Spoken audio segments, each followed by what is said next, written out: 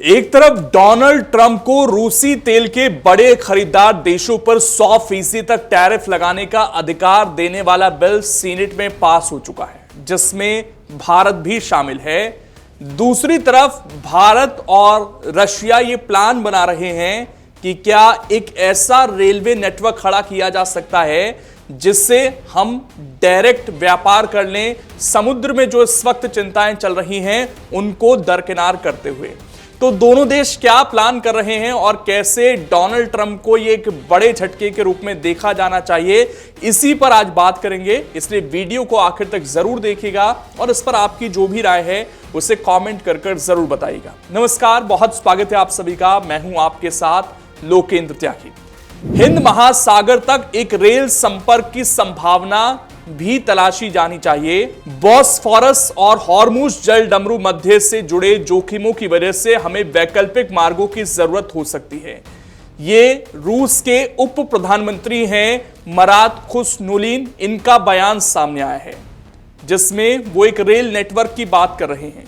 अब इस rail network के कौन कौन से रास्ते हो सकते हैं उसको हम समझें, उससे पहले अभी भारत और रशिया जिन दो बड़े मार्गों से व्यापार कर रहे हैं उसको जरा आप मैप पर देखिए। तो एक रास्ता जो मुंबई से सीधे सेंट पीटरबर्ग को जोड़ता है, यह है 8,675 किलोमीटर का, और दूसरा जो कि हमने शॉर्टकट निकाला है वो है चेन्नई से सीधे व्लादिवोस्तोक तक का, जो है 5,647 किलोमीटर का।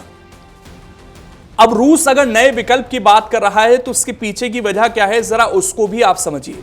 दरअसल ये मार्ग हॉर्मुज जल डमरू मध्य और बॉस्फोरस जैसे विवादित समुद्री क्षेत्रों का एक सुरक्षित विकल्प हो सकता है, क्योंकि यहां पर अभी युद्ध चल रहे हैं। एक तरफ हमने देखा हॉर्मुज को लेकर ईरान अमेरिका का जब युद्ध चला तो कैसे वो बाधित रहा, दूसरी तरफ रशिया यूक्रेन का युद्ध चल रहा है तो वहां भी दिक्कतें आ रही हैं। रेल मार्ग का यह हिस्सा 7200 किलोमीटर लंबे international north south transport corridor का हिस्सा बन सकता है। रूस के लिए यह प्रतिबंधों के बीच एक लाइफलाइन है और भारत के लिए ऊर्जा सुरक्षा का विकल्प। तो ये आपने समझा कि ये प्रस्ताव रशिया की तरफ से क्यों आया है, इससे क्या फायदे हो सकते हैं।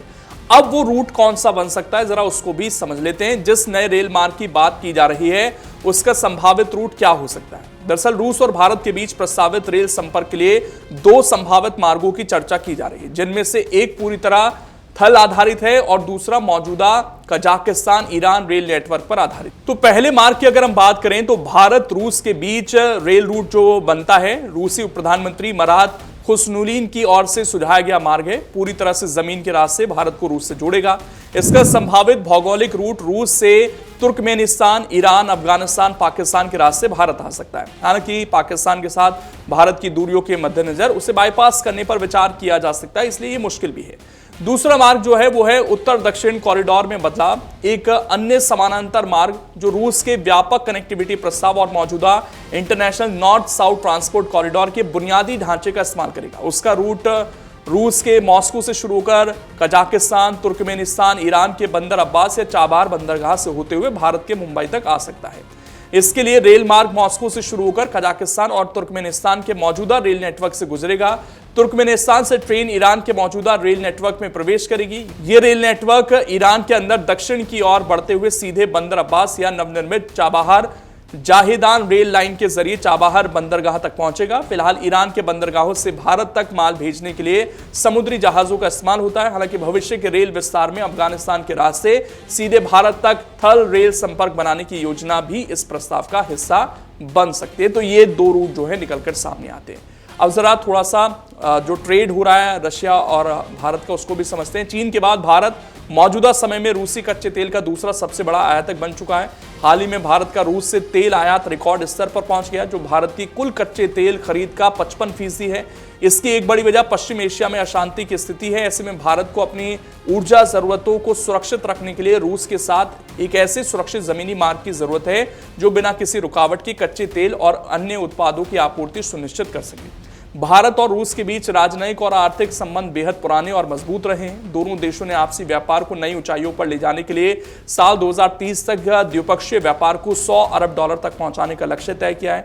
थल आधारित रेलवे कॉरिडोर तैयार होने से समुद्री जहाजों के मुकाबले इन्हें लाने ले जाने के समय में भारी बचत होगी। साथ ही इससे समुद्री बीमा दरों में उतार चढ़ाव से राहत मिलेगी और व्यापारिक गतिविधियां ज्यादा स्थिर बनी रहेंगी। तो कुल मिलाकर अमेरिका एक तरफ चाहता है कि भारत और रूस के जो व्यापार हैं वो कम हो, दूसरी तरफ दोनों देश इसको बढ़ाने पर विचार कर रहे हैं और एक नया रेल रूट बनाने पर भी विचार हो रहा है। इस पर आपकी क्या राय है, कमेंट करके जरूर बताइएगा।